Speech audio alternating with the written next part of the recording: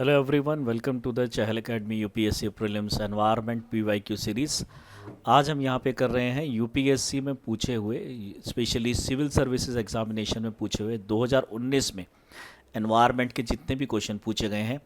आप लोग जानते हैं कि हम 1995 से अभी 2024 तक जितने भी क्वेश्चन एनवायरनमेंट, इकोलॉजी और बायोडाइवर्सिटी से पूछे गए हैं वो सारे वन बाय वन कर रहे हैं। आज हम यहाँ पे करने वाले हैं 2019 में पूछे गए पीवाईक्यूज़।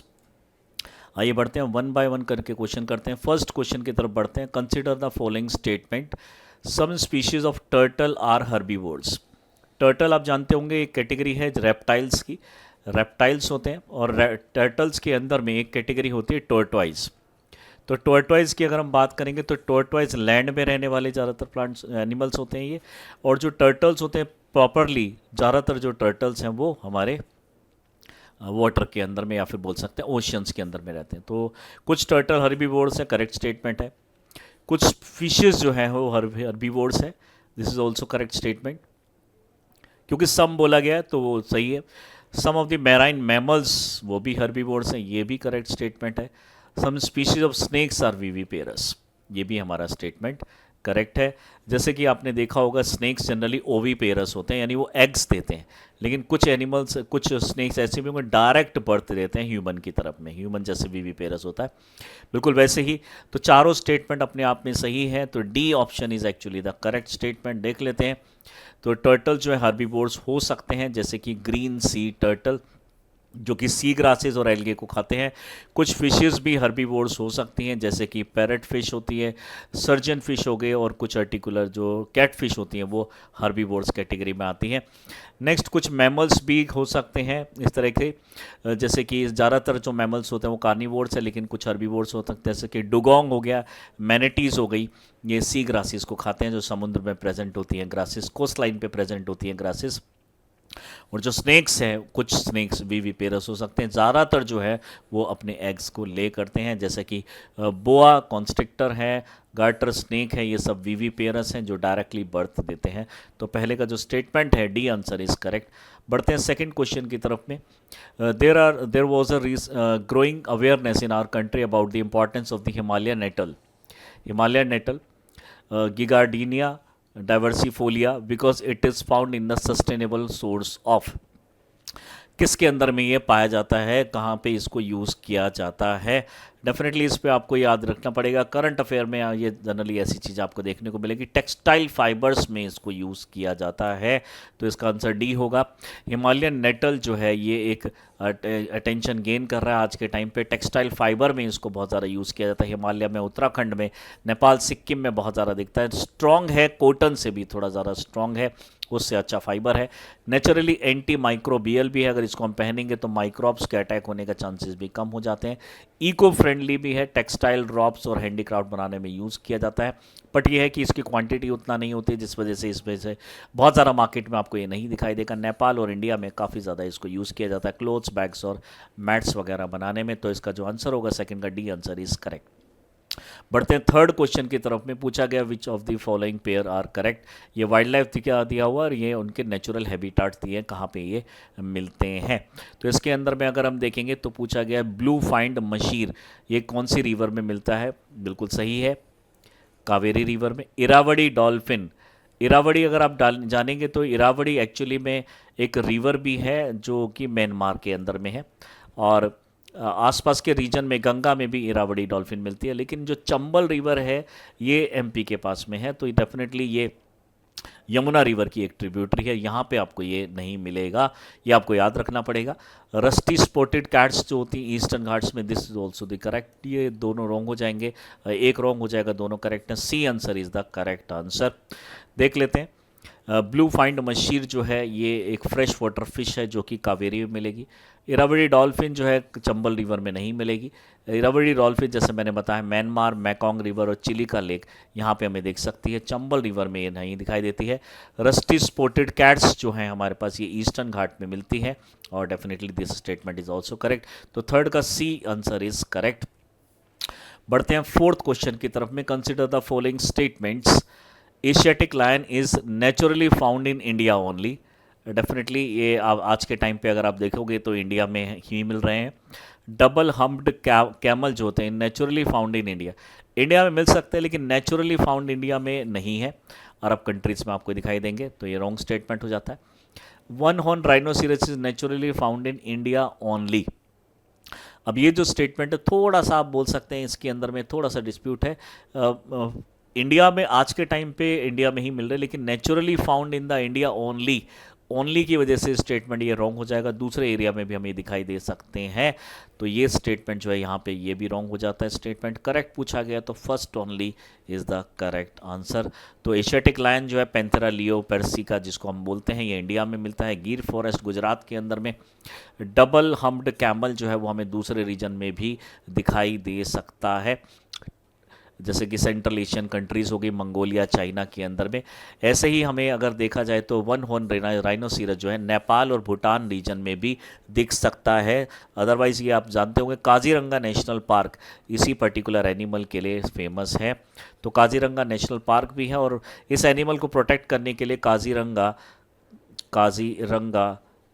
वाइल्ड लाइफ सेंचुरी भी डिक्लेयर किया गया। आप जानते होंगे नेशनल पार्क के अंदर में सारी स्पीशीज़ को प्रोटेक्ट किया जाता है और वाइल्ड लाइफ सेंचुरी में पर्टिकुलर स्पीशीज़ पे फोकस किया जाता है। तो इसी नेशनल पार्क के अंदर में ये वाइल्ड लाइफ सेंचुरी जहाँ पे है वन हॉर्न राइनोसिरस को यहाँ पे प्रोटेक्ट किया जा रहा है। तो फोर्थ का A answer is the correct answer. बढ़ते हैं फिफ्थ क्वेश्चन की तरफ में। Which of the following group of plants are domesticated in the new world and introduce in the old world. पहले उसको इंट्रोड्यूस किया गया, आज के टाइम पे उसको बहुत ज़्यादा ग्रो किया जा रहा है, तो इसमें से कौन सा ऐसा प्रोडक्ट है। आप जानते होंगे कोकोआ जिससे कॉफ़ी और ये चॉकलेट और ये काफ़ी चीज़ों में डाला जाता है। रबर और टोबैको एक ऐसी चीज़ है जो पहले इंट्रोड्यूस किया गया था और आज के टाइम पे इसको डोमेस्टिकेटेड और आज के टाइम पे इसको यूज़ किया जा रहा है। तो टोबैको पहला ही आंसर हमारा इसमें करेक्ट होगा। First answer is correct. Tobacco, cocoa और रबर यहाँ पे न्यू वर्ल्ड के अंदर में आज ये बन गया है, जबकि old world Europe specially introduce किया था काफ़ी कंट्रीज़ में, अफ्रीका, एशिया के अंदर में। टोबैको जो है वो अमेरिका का नेटिव है। अगर कोकोआ की बात करेंगे तो सेंट्रल एंड साउथ अमेरिका का नेटिव है। रबर की अगर हम बात करेंगे तो अमेजोन रेन फॉरेस्ट में मिलता है, लेकिन आज इंडिया में भी ये तीनों चीज़ें यहाँ ग्रो की जाती हैं। तो फिफ्थ का A answer is the correct answer. बढ़ते हैं सिक्स्थ क्वेश्चन की तरफ में। पूछा गया एक्सटेंडेड प्रोड्यूसर रेस्पॉन्सिबिलिटी, जो इंडिया में आजकल ये जो वर्ड इंट्रोड्यूस किया गया है, किस कंटेक्स्ट में वर्ड यूज़ किया गया है। आप जानते होंगे ये एक्चुअली में जो ई वेस्ट है उससे रिलेटेड ये वर्ड यहाँ पे इंट्रोड्यूस किया गया है। ई वेस्ट हमारा जो आप जानते होंगे कि इलेक्ट्रॉनिक वेस्ट, हमें अलग अलग इलेक्ट्रॉनिक वेस्ट जैसे कि मरकरी हो गया, आर्सेनिक हो गया, कोबाल्ट हो गया, आर्सेनिक है, कोबाल्ट है, और इसी के अंदर में प्लास्टिक भी इसके अंदर में आ जाता है। तो इस तरह के जो वेस्ट जो हमारे इलेक्ट्रॉनिक प्रोडक्ट्स से निकलते हैं उसको प्रॉपरली मैनेज करना है। तो जिसने ये प्रोड्यूस किया है यानी वो कंपनी जो इस तरह के प्रोडक्ट्स बना रही है उसकी रिस्पॉन्सिबिलिटी है कि इसको रिसाइकल भी करवाए, यानी उसका प्रोडक्शन के साथ साथ उसकी हमने जो रिस्पॉन्सिबिलिटी है उसको भी एक्सटेंड कर दिया है। इसीलिए वर्ड यूज़ किया गया है एक्सटेंडेड प्रोड्यूसर रिस्पॉन्सिबिलिटी। प्रोड्यूसर सिर्फ प्रोड्यूस ही नहीं करेगा, उसके जो वेस्ट बनेगा उसको रिसाइकल भी करवाएगा। तो इसीलिए इसको एक्सटेंडेड प्रोड्यूसर रिस्पॉन्सिबिलिटी 2019 में ये वर्ड हमारे सामने आता है। ई वेस्ट से रिलेटेड ये वर्ड है।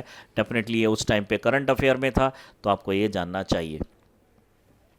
ई वेस्ट रिस्पॉन्सिबिलिटी, ईपीआर इसको हम शॉर्ट में बोलते हैं। यहाँ पे कलेक्शन करना पड़ेगा वेस्ट का, रिसाइकलिंग करना पड़ेगा और उसका डिस्पोजल प्रॉपरली करना पड़ेगा according to the E waste management and handling rules 2011। बढ़ते हैं सेवंथ क्वेश्चन की तरफ में। एज पर the solid waste management rule 2016, यहाँ पे in India which one of the following statement is correct. Waste generator has to segregate waste into 5 categories. ये statement correct हो सकता है, लेकिन बात की गई है 2016 के मैनेजमेंट रूल्स में क्या लाया गया, तो ये तो नहीं लाया गया। The rule are applicable to notified urban local bodies, notified towns and all township, ये भी नहीं लाया गया। The rules provide an exact and elaborate criteria for the identification of site for landfills. Definitely landfills और waste processing facilities से related ये word जो यहाँ पे चेंजेस किए गए थे और रूल लाया गया था। तो सी आंसर इसका करेक्ट होगा। तो सेवंथ का सी आंसर इज करेक्ट। वहीं पे लैंडफिल जो है हमारा, कहाँ पे हमें इसको यूज़ करना चाहिए, बफर जोन कहाँ पे होने चाहिए जहाँ पे हेल्थ हजार्ड कम से कम हो, waste processing infrastructure proper waste management के लिए हमने ये बनाने हैं, और लैंडफिल जो है वो वाटर बॉडीज से, रेजिडेंशियल एरिया से, फ्लड प्रोन एरिया से दूर रहने चाहिए। तो 7th का सी आंसर इज करेक्ट। बढ़ते हैं 8th क्वेश्चन की तरफ में। Environment Protection Act empower the government of India to state the requirement of public participation in the process of environment protection and procedure and manner in which it is sought। ये statement अपने आप में correct है, लेकिन पूछा गया है कि एनवायरमेंट प्रोटेक्शन एक्ट किसको एम्पावर करता है।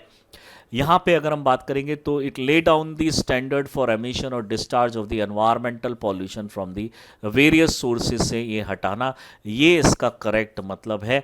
रिक्वायरमेंट ऑफ पब्लिक पार्टिसिपेशन इस एक्ट में डायरेक्टली मेंशन्ड नहीं है, तो B only is the correct answer. 1986 environment protection act 1986 के अंदर में आर्टिकल 253 को इस पे फॉलो किया गया है, और इसमें गवर्नमेंट ऑफ इंडिया एक तरीके से पॉल्यूशन और एनवायरमेंटल हैजार्ड्स को एक तरीके से आप बोल सकते हैं कि प्रोटेक्ट करने की कोशिश करती है, पॉल्यूशन कम करने की कोशिश करती है, हैजार्ड को कम करने की कोशिश करती है। तो 8 का B answer is the correct answer.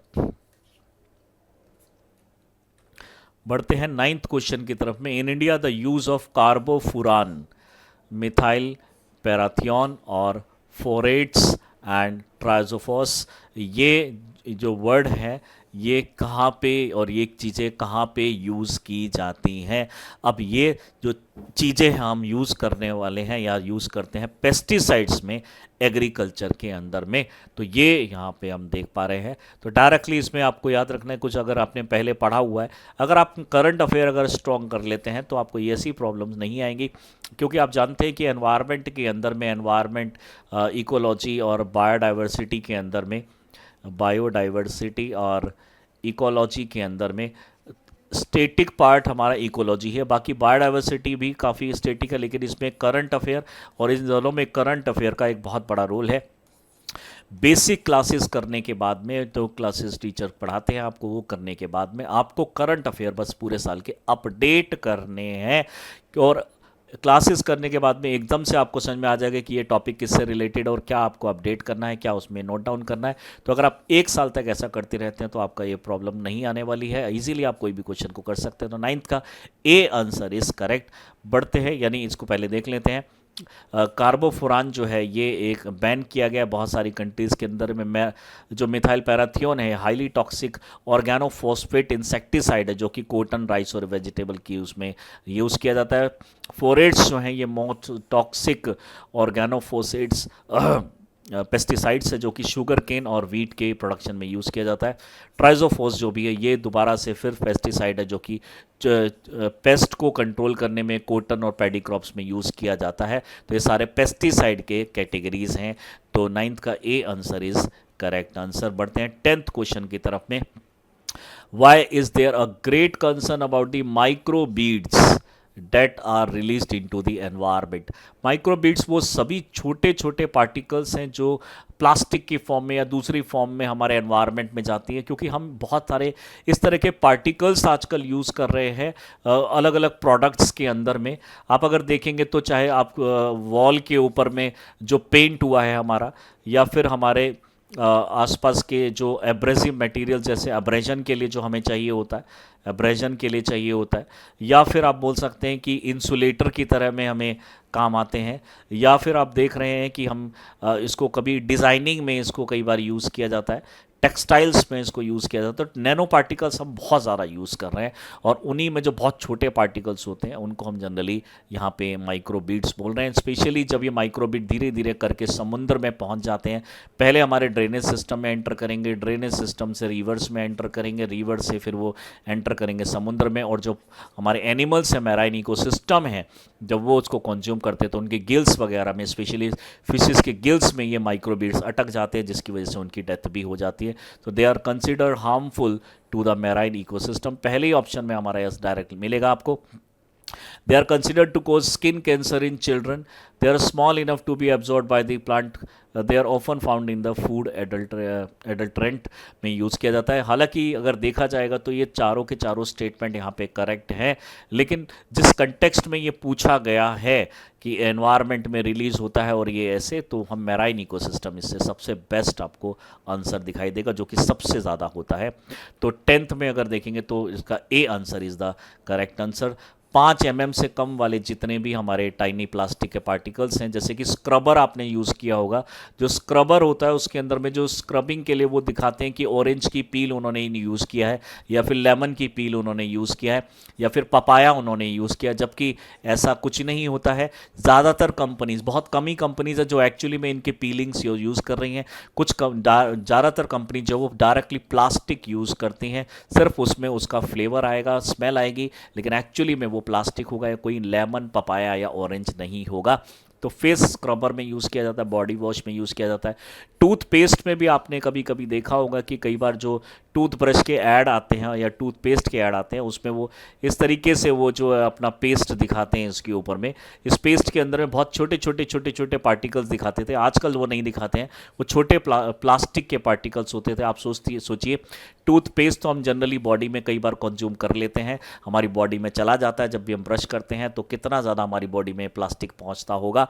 इन सब चीज़ों को सुप्रीम कोर्ट की वजह से बैन कर दिया गया है. बायोडिग्रेडेबल जो प्लास्टिक है, जो कि डिजोल्व नहीं हो पाता वाटर में, हम वाटर पॉल्यूशन करता है और हमारे बॉडी तक पहुंच जाता है. तो 10th का A answer is the correct answer. बढ़ते हैं 11th क्वेश्चन की तरफ में. In the context of the proposal to the use of the hydrogen rich CNG, carbon जो कंप्रेस्ड नेचुरल गैस होती है, as fuel for buses in the public transport, consider the following statement.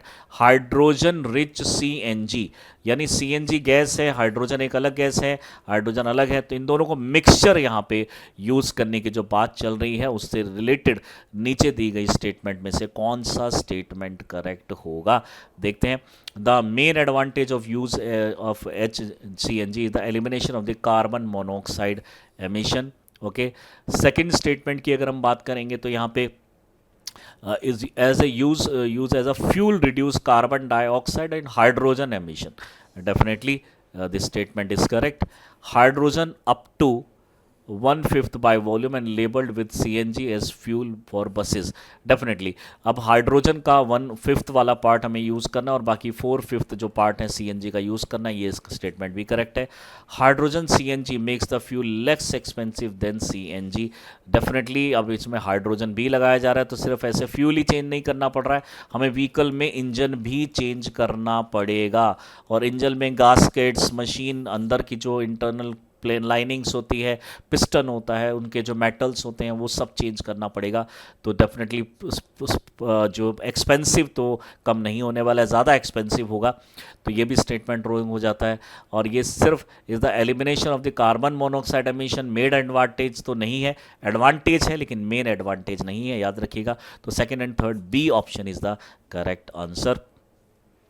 देख लेते हैं जो हाइड्रोजन रिच एनरिच्ड जो CNG है, blend of hydrogen उसमें यूज़ किया जा रहा है और कंप्रेस्ड नेचुरल गैस इसके अंदर में यूज़ की जा रही है. तो पहला स्टेटमेंट यहाँ पे रॉन्ग हो जाता है कि ये reduce carbon dioxide, it does not completely animate them. Definitely पूरा का पूरा तो यहाँ पे अभी भी यहाँ पे निकलता है, पूरा का पूरा ये कंबशन रुक नहीं जाता है. कार्बन डाइऑक्साइड को कम करता है, करेक्ट स्टेटमेंट है. तो इसका जो आंसर होगा second B answer is correct. Hydrogen भी डेफिनेटली 18-20% वॉल्यूम जो है हाइड्रोजन, बाकी CNG यूज़ करना, और ये लेस चीप तो नहीं है डेफिनेटली. तो आंसर जो है हमारा 11th का बी आंसर इज करेक्ट. बढ़ते हैं 12th क्वेश्चन की तरफ में. 12th क्वेश्चन हमें बोलता है consider the following statement. Agriculture soil release nitrogen oxide into the atmosphere. Definitely nitrogen की बहुत ज़्यादा कमी होती है और फिर नाइट्रोजन फिक्सिंग बैक्टीरिया जैसे कि एजोला, एजोटोबैक्टर, नॉस्टॉक, एनाबीना, ये सभी क्या करते हैं, नाइट्रोजन फिक्स करके प्लांट को देते हैं. और प्लांट जो है उसकी जो सॉइल है, स्पेशली सॉइल पूछा गया यहाँ पे, वो नाइट्रोजन भी रिलीज करते हैं. बिल्कुल करेक्ट स्टेटमेंट है. Cattle release ammonia into the environment. Definitely cattle कई बार डायरेक्टली अमोनिया नहीं निकालते हैं, वो यूरिया निकालते हैं, लेकिन यूरिया जो होता है वो कुछ टाइम बाद अमोनिया में कन्वर्ट हो जाता है। ऐसे ही हमारे जो ह्यूमंस में भी यूरिया सीक्रेट किया जाता है यूरिन की फॉर्म में, कुछ टाइम बाद वो अमोनिया में कन्वर्ट हो जाता है। तो ज़्यादातर एनिमल यूरियोटैलिक होते हैं। कैटल रिलीज करता है अमोनिया इन द एनवायरनमेंट, बिल्कुल सही का स्टेटमेंट है।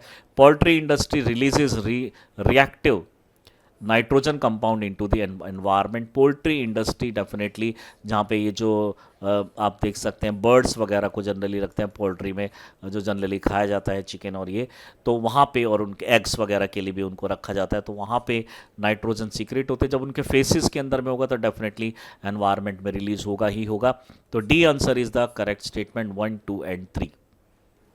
देख लेते हैं। Various agriculture and life stock activities release nitrogen based compounds.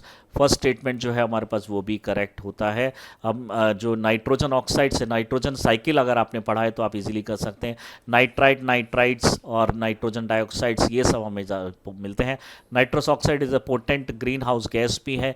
अगर हम बात करेंगे इसको ओजोन डिप्लीटिंग सब्सटेंस भी है, और ये 298 टाइम्स हार्मफुल होती है कार्बन डाइऑक्साइड से, तो बहुत ही ज़्यादा खतरनाक गैस है। तो इसका आंसर अगर 12th का D answer is the correct answer. बढ़ते हैं 13th क्वेश्चन की तरफ में। कार्बन डाइऑक्साइड, मीथेन, ओजोन और सल्फर डाइऑक्साइड में से कौन सा हमारा बायोमास बर्न करने से रिलीज होता है? तो बायोमास कुछ भी हो सकता है। अब यहाँ पे बायोमास ठीक से मेंशन नहीं किया गया है, क्रॉप यहाँ पे ठीक से मेंशन नहीं करी गई, तो हम कोई भी बायोमास, कोई भी क्रॉप कंसीडर कर सकते हैं। तो डेफिनेटली सारी तरह की गैसेस इसमें से एमिट होती हुई दिखेंगी। D answer, again D answer is the correct answer. 1, 2, 3 and 4 is the correct answer. Definitely वही जो मैंने बताया आपको, मीथेन भी प्रोड्यूस होगा, कार्बन मोनोऑक्साइड भी प्रोड्यूस होगा, ओजोन भी प्रोड्यूस होगा, सल्फर डाइऑक्साइड भी प्रोड्यूस होगा। बढ़ते हैं 14 क्वेश्चन की तरफ में। Which of the following statements are correct about the deposition of the methane hydrates? Methane hydrates जो हैं उनके कंटेक्स्ट में कौन सी ये जो करेक्ट स्टेटमेंट है? Global warming might trigger the release of the methane gas from these deposits. Very good, correct है स्टेटमेंट। अगर ग्लोबल वार्मिंग बढ़ेगी तो यहाँ पे जो मीथेन गैस है मीथेन हाइड्रेट्स के अंदर में वो रिलीज होगी। Correct statement. Large deposits of methane hydrates are found in Arctic tundra under the sea floor. Definitely Arctic की तरह अगर जगह यहाँ पे एंटार्क्टिक भी होता तो कुछ हद तक यहाँ पे ये करेक्ट होता। तो मीथेन हाइड्रेट ये लूज करता है। Definitely this statement is also the correct statement. बढ़ते हैं थर्ड क्वेश्चन की। Third statement, methane in atmosphere oxidise to carbon dioxide after a decade, या फिर 2 डेकेड्स, या फिर ऐसे। तो क्या डेफिनेटली मीथेन जो एटमॉस्फेयर में है वो कार्बन डाइऑक्साइड में ऑक्साइड्स में मिल जाती है या बनती है या नहीं? ये डेफिनेटली हाइड्रेट्स, मीथेन हाइड्रेट्स की बात करेंगे तो इसका जो मीथेन है वो कार्बन डाइऑक्साइड में कुछ टाइम बाद जो H उसका निकल के O के साथ रिएक्ट करके ये करेक्ट स्टेटमेंट है। तो ये 1, 2 and 3 all the 3 statements are actually the correct statement. देख लेते हैं। ग्लोबल वार्मिंग जैसे बढ़ेगा तो वो डिस्टेबलाइज कर देगा मीथेन हाइड्रेट्स को, और मीथेन रिलीज हो जाएगी, और greenhouse gas definitely methane होती है और उसमें प्रॉब्लम क्रिएट करेगी। Methane hydrates, major methane hydrate reserves exist in Arctic permafrost. Permafrost है परमानेंटली फ्रोजन आइस, उसके नीचे आपको ये मिलेगा।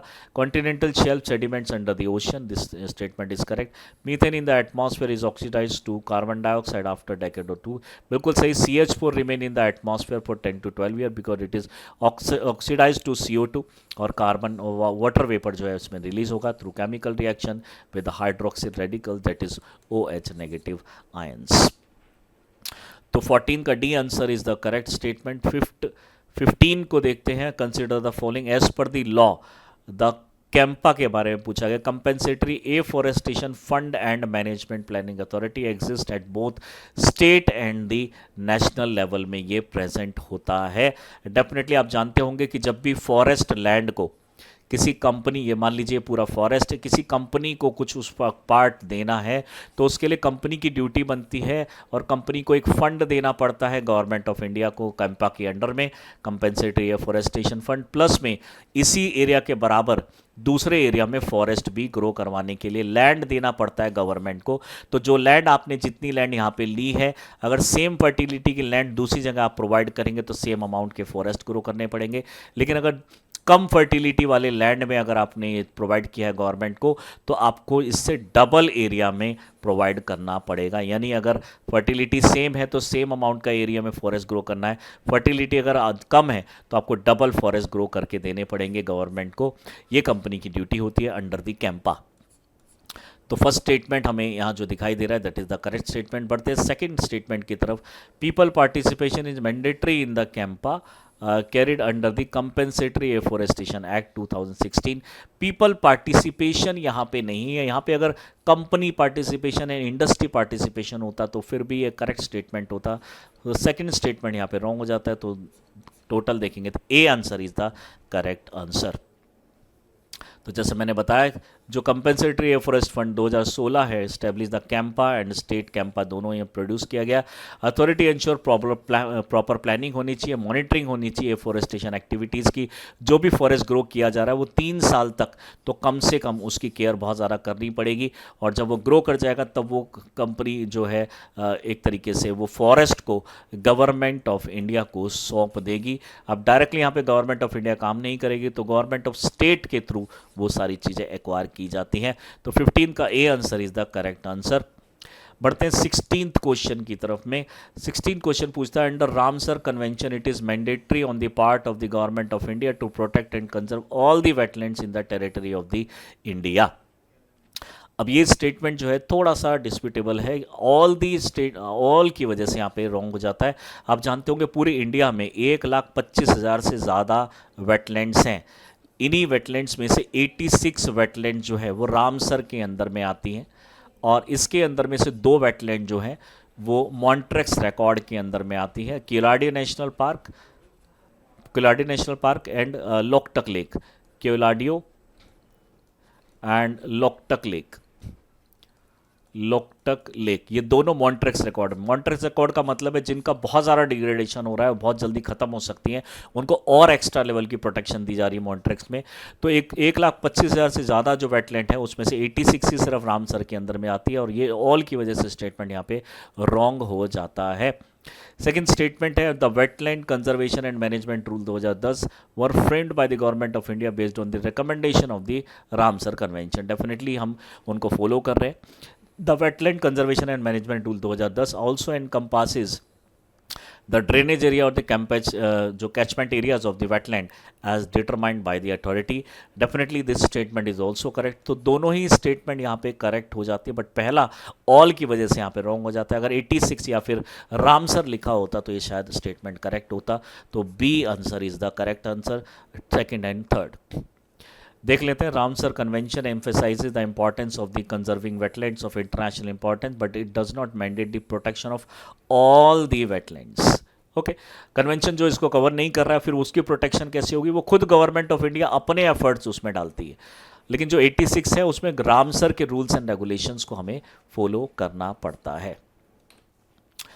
अगर हम बात करेंगे तो वेटलैंड कंजर्वेशन मैनेजमेंट रूल्स जो है were indeed based on the rely on Ramsar convention, that is also correct. और जो रूल्स हैं उसके अंदर में कैचमेंट एरिया और ड्रेनेज एरिया को भी कवर करने की बात की गई है, जो कि क्रूशल होते हैं हमारे वेटलैंड इकोसिस्टम की हेल्थ के लिए। This statement is also the correct statement. तो देख पा रहे हैं 16 का बी आंसर इज करेक्ट। बढ़ते हैं 17th क्वेश्चन की तरफ में, which of the following are in Agasthyamala biosphere reserve के अंदर में कौन सा है? ये डायरेक्टली फैक्चुअल क्वेश्चन है, आपको कुछ सोचना ही नहीं है। नैयार, इटलपपारा, सेंड्रने वाइल्ड लाइफ सेंचुरी और कालाकड़ जो मुंदथुरई टाइगर रिजर्व है, ये सारे के सारे हमारे इस पर्टिकुलर रीजन में है। ये डायरेक्टली फैक्चुअल क्वेश्चन है, अगर आपने ये पढ़ा हुआ है पहले तभी आप इसको कर पाएंगे, अदरवाइज इस पे कोई आप गेस वर्क करेंगे, अदरवाइज कोई डायरेक्टली आप इसको किसी कॉन्सेप्ट से नहीं कर सकते हैं। आपको याद रखना पड़ेगा अगस्त्यमलाई किधर है और उस रीजन के आसपास में कौन सी सेंचुरीज एग्जिस्ट करती हैं। तो 17 का directly A answer is the correct answer. देख लेते हैं, नेयार, इडुक्की, सेंचुरी, ककड़न, ये आपको सारी की सारी हमें केरला और तमिलनाडु बॉर्डर पे ये अगस्त्यमला बायोस्फीयर रिजर्व दिखाई देगा। जब हम क्लास में इसको करते हैं तो सारे 1 बाय 1 जब करते हैं तो उसमें आसानी से आप इसको मार्क कर सकते हैं। तो 17 का ए आंसर इज करेक्ट। बढ़ते हैं नेक्स्ट क्वेश्चन की तरफ में। 18 question, which one of the following national park lies completely in the temperate alpine zone के अंदर में कौन सा एग्जिस्ट करता है? अब टेम्परेट और एल्पाइन। टेम्परेट रीजन आप जानते होंगे अर्थ है, अर्थ के 23 डिग्री से ऊपर और 23 डिग्री, जैसे हम ट्रॉपिक ऑफ कैंसर और ट्रॉपिक ऑफ कैप्रिकॉर्न की बात करते हैं तो इसके बीच का ये ट्रॉपिकल रीजन है।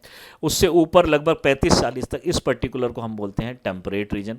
अब टेम्परेट भी रीजन है, प्लस में एल्पाइन भी है। एल्पाइन का मतलब होता है ऊंची हाइट वाले माउंटेन्स, हाई माउंटेन्स।